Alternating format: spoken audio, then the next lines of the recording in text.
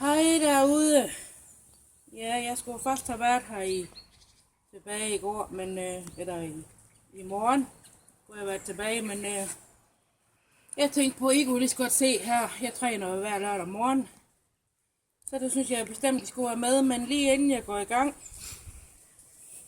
så har jeg den beklagelige nyhed, at jeg har jo fået nogle slemme brev ind af postkassen. Det er jo meget bekymrende, nogle af dem. Jeg synes da lige, jeg har jo et par eksempler med, sådan helt tilfældigvis. Skal vi se her. Ja.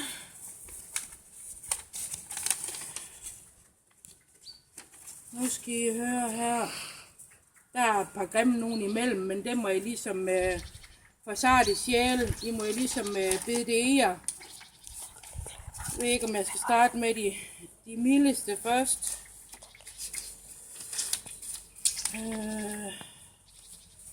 Den er svær, den her.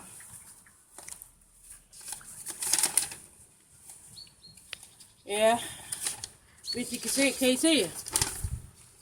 Det er en af, det er ikke så slemt det her. Så står der, som I kan se, om jeg lige er en mongol. Det synes jeg jo ikke, jeg er. Men det er jo sårende, det er jo dybt sårende. Jeg blev ked af det, simpelthen. Men altså, der er ikke noget at ved det. Der er ikke noget at ved det. Vi putter den ned i skattekammeret igen herinde. Ned til banditterne. Ja. Vi ser her. Den her, den gør ondt. Den gør rigtig ondt. Jeg var næsten lige ved at komme til at græde, da jeg så den her. Fordi der står faktisk, kan I se det her?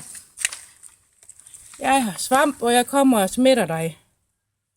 Og så tænker jeg, Sterup er jo, jeg ved, det er en stor by, men det kan jo være naboen, der har sendt mig den her. Og det kan jo være pissefarligt. Så jeg er bekymret derude. Det er jeg virkelig. Det er en advarsel til jer alle her i Sterup. Pas på smitten. Ja. Det klør af helvede. Den kommer også lige ned til kællingeren dernede. Jeg ved ikke rigtigt. Ja, så er der en, hvor der står, at jeg er dum. Men altså, det synes jeg jo ikke.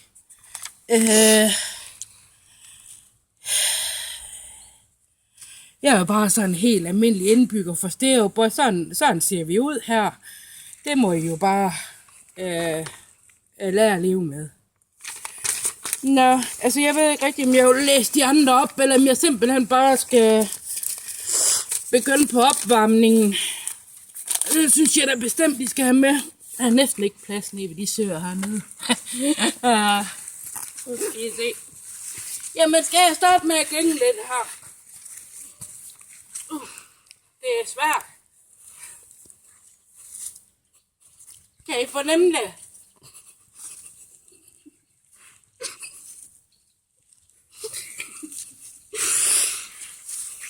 Ja, jeg har kameramand på i dag, og ved du hvad? Hun står sgu sådan og fjoller derinde, og så kan jeg næsten ikke lade være med at grine, nej. Jeg springer af her, vent lidt. Det bliver højt, det her.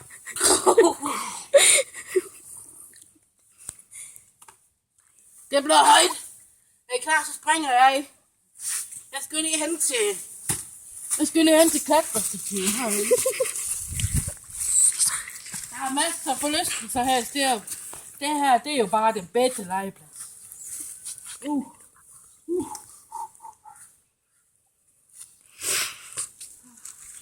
Hvis små børn kommer her, så skal de have forældrene med.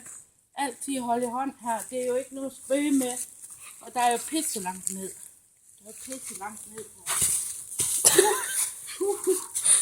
Jeg sagde det jo.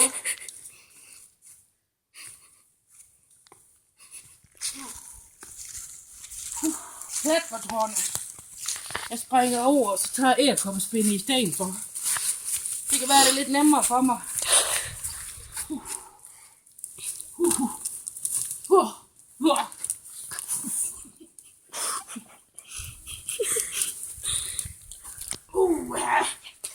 Ding dong, siger man lige heroppe på klok, og så kommer man ned igen. Det er næsten ligesom Wipeout.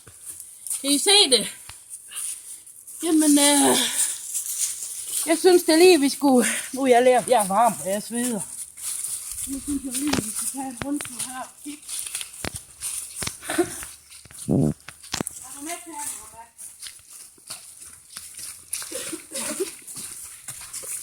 Jeg kunne lige så godt komme bare til ham. Her er jo stadion hernede. Og vi kan se til venstre. Ja. Holdplads. Hvad ser man her? Der var der lige en karusel.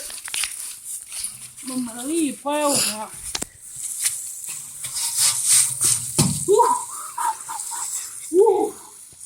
Man bliver rundt for sig af det her, mand. Jeg er lige dem, jeg kan få benene ud af.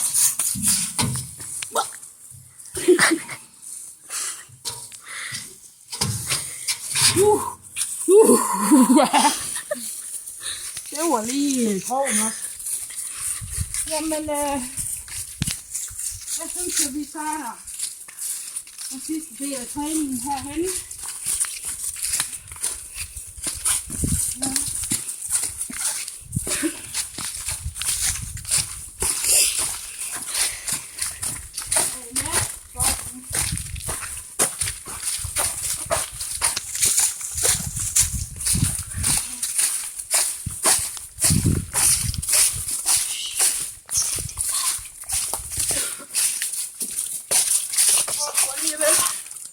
Jeg laver den kort vej hjem.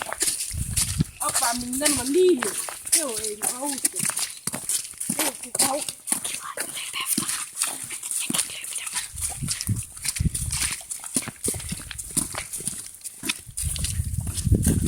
Det er lige set godt her.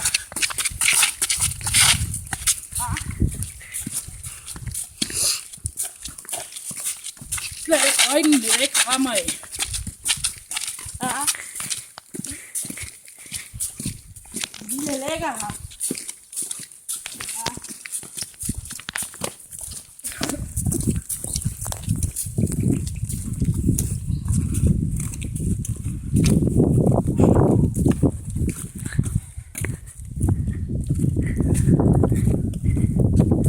Vi tager en etape mere.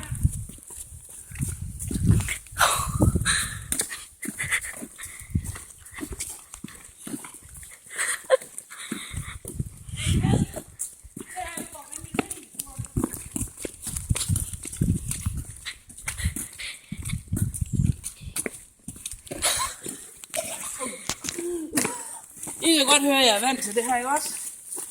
Fanden med også, det er bare en på lørdag. Så skal jeg den gas her ind i byen.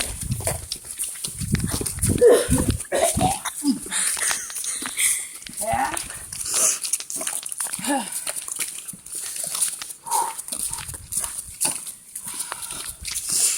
Ja, man må gøre for meget for sådan en krop her. Den kommer ikke af sig selv. Det gør den ikke. Nej.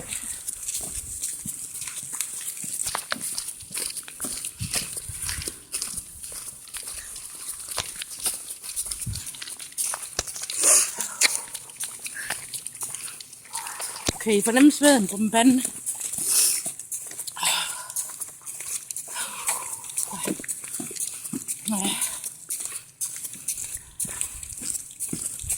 Ja, nu er vi jo snart hjemme, men jeg har sådan tænkt over, inden den overhovedet sådan bliver offentlig, den her video, så tænker jeg jo nok, hvor har hun det tøj fra? Så vil jeg bare sige til jer, det siger jeg selv, men på bestilling. Altså, der er utrolig mange hemmelige rum her. I vil se, der er en lomme her. Og jeg kan jo sy dem i mange forskellige farver. Så, og for er der også i. Der er for i dejligt varmt til vinter. Og altså, jeg tager kun 499 på sådan et sæt. Så det er jo helt ufatteligt billigt. Det er jo virkelig et kup. Det er jo bare lækkert. Nu kan I ikke se mine sko, fordi de er jo helt nye. Så jeg tænkte på, at jeg vil ikke svine dem til, så jeg har sådan en fin pose over. Men de kan købes for en mere pris af 200 kroner. Ja. det skriv i kommentarfeltet, hvis I skulle være interesseret i sådan et lækkert outfit her. Jeg ved godt, I sidder derude og føler, I måske er en lille smule blown away af alt det her, der har sket i dag, men jeg tror, det bliver vildere her i næste uge. Det er godt nok i køkkenet, men jeg har så tænkt mig at vise en helt utrolig lokal ret, man laver her. Det er noget med noget bakrel og noget, men det er bare helt vildt lækkert. Den laver jeg på søndag. Vi ses derude, folkens. Ha' en god dag. Hej hej.